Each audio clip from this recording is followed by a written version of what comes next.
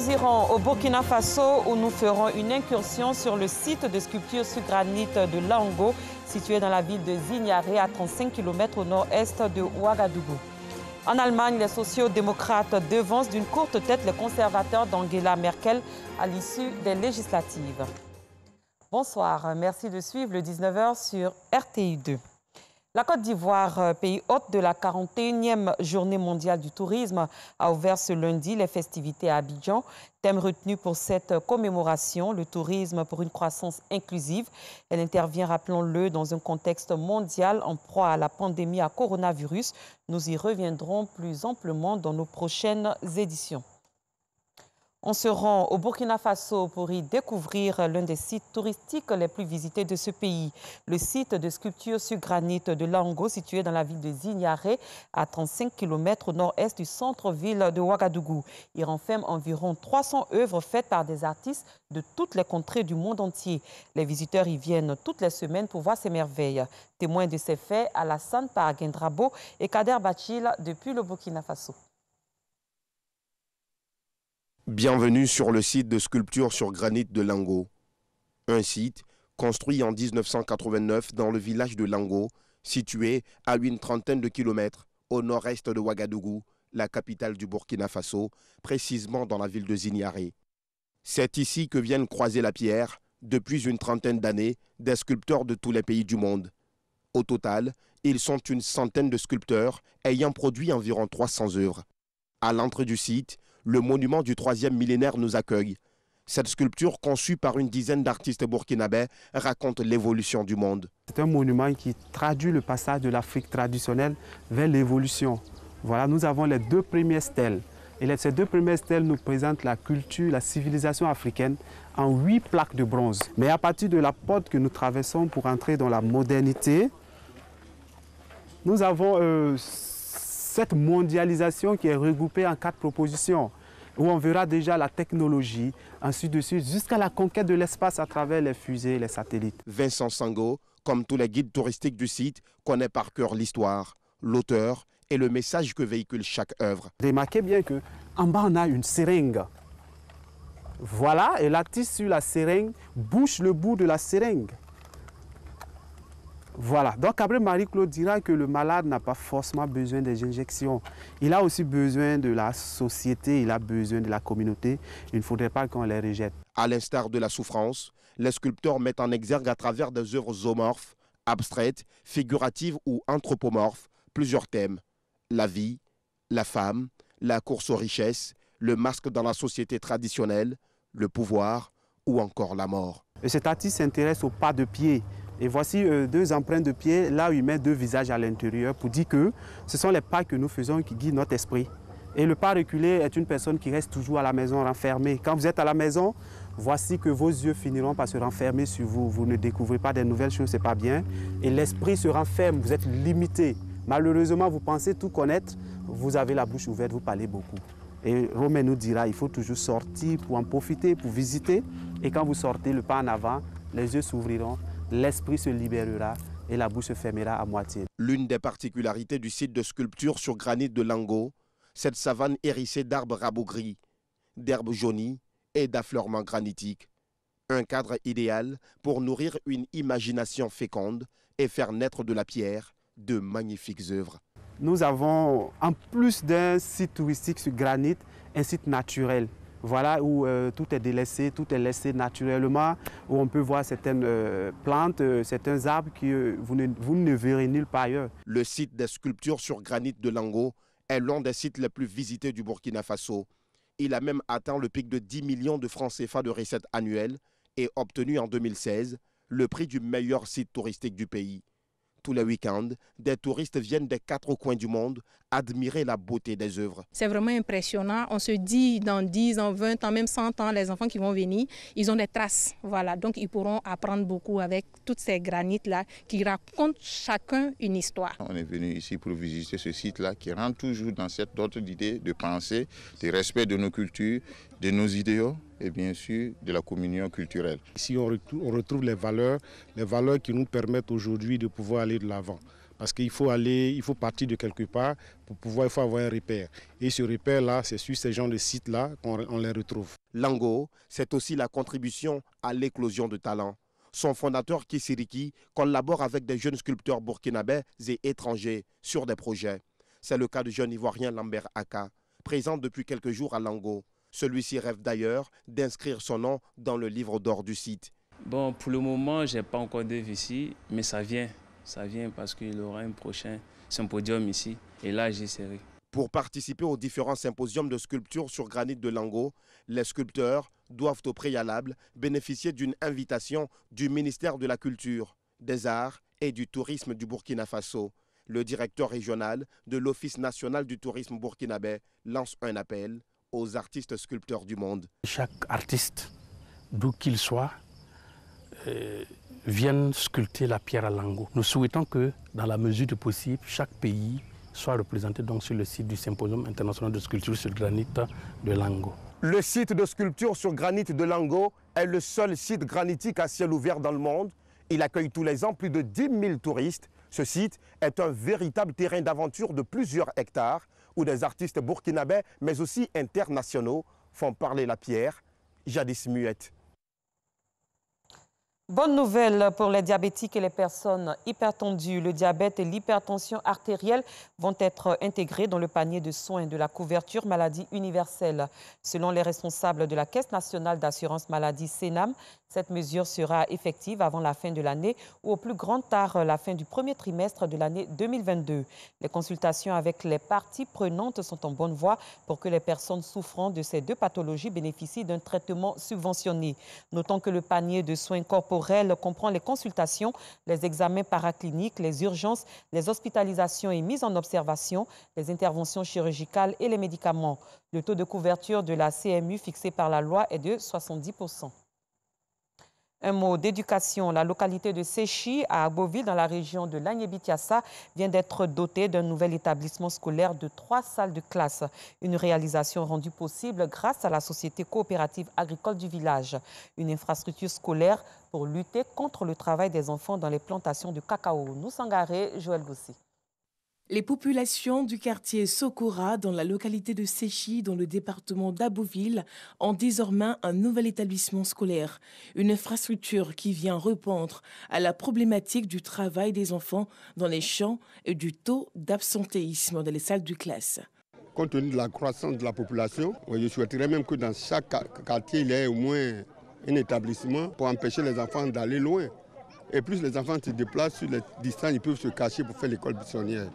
Alors plus qu'il y a des écoles rapprochées, je vois que les enfants, on peut les suivre. Vous voyez ce quartier-là de Séchi, elle ne comporte pas d'école primaire. Et construire là une école primaire pour que nos enfants puissent aller à l'école, c'est vraiment une très grande bénédiction et je tire le chapeau à la coopérative Escopac. Dotée de 3 salles de classe, des latrines et d'un bureau pour directeur, l'école primaire publique de Ngorankwasi-Fulbert est un établissement scolaire réalisé par la Société coopérative agricole de Séchi. Les enfants ne doivent pas être au champ, les parents, les enfants doivent être à l'école, doivent travailler. Un enfant, à partir de 6 ans jusqu'à 18 ans, doit partir à l'école. Donc c'est ce que nos programmes de certification de la diabétique nous demandent.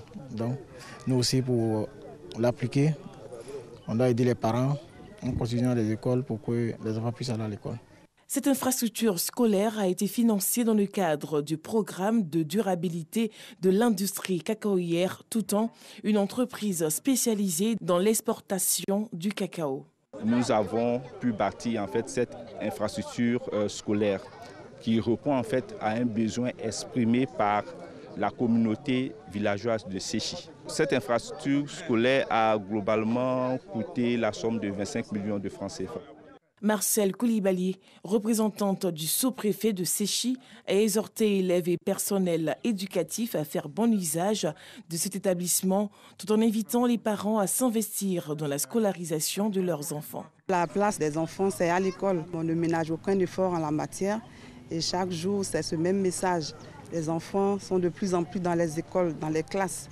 Je crois que c'est ce message qu'on doit réitérer à chaque fois au niveau des parents d'élèves. À l'initiative de la construction de l'établissement scolaire, la Société coopérative agricole de Séchy entend doter l'établissement d'un logement pour enseignants et de 3 autres salles de classe. Parlons paix et cohésion, deux valeurs dans lesquelles entendent s'inscrire les femmes de l'association Les Belles Dames pour l'ex-premier ministre Feu Ahmed Bakayoko. Venues de toutes les régions du pays, elles se sont réunies dans le quartier de Williamsville, commune d'Adjamé, à la faveur d'une cérémonie. Les temps forts de ce rendez-vous avec Anissette Conan Blessing. Elles sont venues de toutes les régions de Côte d'Ivoire pour dire oui à la paix et la cohésion sociale. Rassemblées au terrain de Williamsville, dans la commune d'Adjamé, cette initiative est une œuvre des femmes appartenant à l'association Les Belles Dames pour le Feu Premier ministre Ahmed Bakayoko, pour appeler les femmes de Côte d'Ivoire à l'union pour une nation prospère. Nous sommes ici pour dire oui à la paix.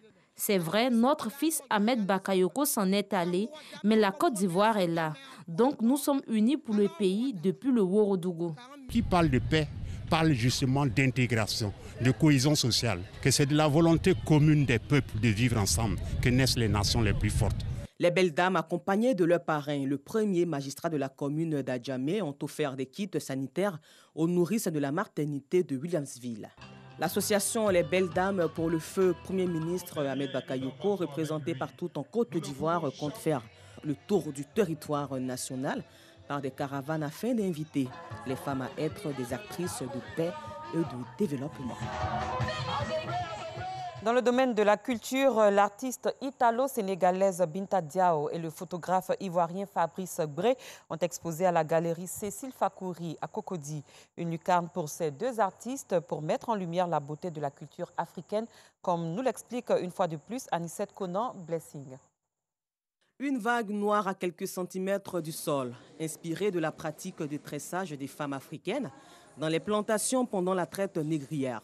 Pour sa première exposition à Abidjan, l'artiste plasticienne italo-sénégalaise Binta Diao démontre ici l'ingéniosité de la femme noire à la galerie Cécile Fakouri. L'expo parle d'une histoire qui a commencé par des femmes esclaves qui ont été en fait déracinées de l'Afrique à l'Amérique latine et en général en Amérique. Ils ont commencé une pratique qui s'appelle la pratique du marronnage, une pratique de préservation, de transmission. Diaspora bien accueillie par les amoureux du vernissage. C'est quelque chose d'ingénieux. Je veux dire que dans la souffrance, il y a des idées qui paraissent. C'est vrai qu'aujourd'hui, on se dit, quand il y a un malheur qui nous arrive, souvent on se dit c'est fini. Mais dans ce malheur-là, on peut tirer de ce malheur-là beaucoup de choses vraiment ingénieuses.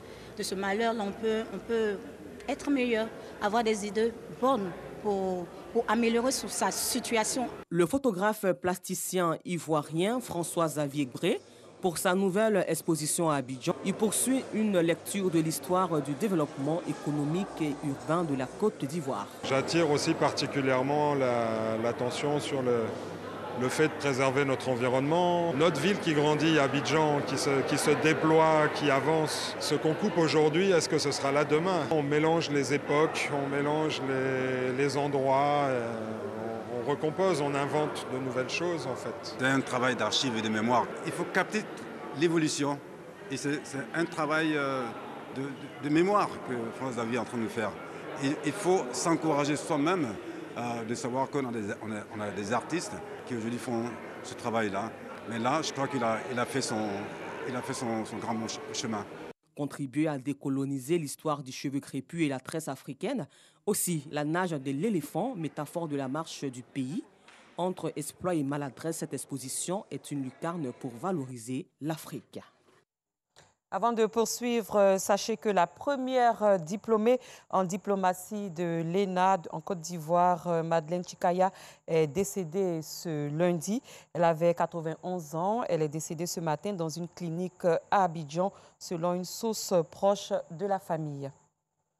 À l'étranger, au Nigeria, au moins 8 soldats sont morts dans une embuscade du groupe État islamique en Afrique de l'Ouest. Plusieurs autres sont blessés ou portés disparus depuis vendredi. Des hommes armés ont tiré des roquettes contre un convoi qui circulait entre les villes de Dikwa et Marthe dans l'état de Borno. 3 véhicules militaires ont été incendiés et 2 autres emportés par les assaillants. Cette attaque est la seconde en moins de 2 semaines par l'ISWAP contre les forces armées nigérianes. Théoneste Bagosora, le cerveau du génocide des Tutsis au Rwanda, est décédé dans un hôpital malien le 25 décembre dernier. Dans un hôpital malien, comme je l'avais dit plus tôt, farouchement anti-Tutsi. Il avait été l'un des protagonistes les plus influents du régime génocidaire. Après une condamnation en première instance par le tribunal pénal international pour le Rwanda à une peine de réclusion criminelle à perpétuité, le colonel Théoneste Bagosora avait vu sa peine ramenée en appel en 2011 à 35 années de prison, quand d'autres génocidaires rwandais moins influents avaient écopé d'une condamnation plus lourde. Environ 2000 personnes ont manifesté dimanche devant le théâtre municipal de Tunis contre l'adoption par le président Kais Saied de mesures exceptionnelles se substituant à la Constitution. Nous y reviendrons dans nos prochaines éditions. En Allemagne, le Parti social-démocrate SPD est arrivé en tête dimanche avec 25,7% des voix. Il est suivi de près par la CDU, le Parti conservateur, avec 24,1% des suffrages. Des résultats serrés qui tiennent les 2 candidats Olaf Scholz et Armin Laschet au coude à coude. Fin de ce journal. Merci de l'avoir suivi. Excellente fin de soirée. Je vous retrouve demain pour une autre édition.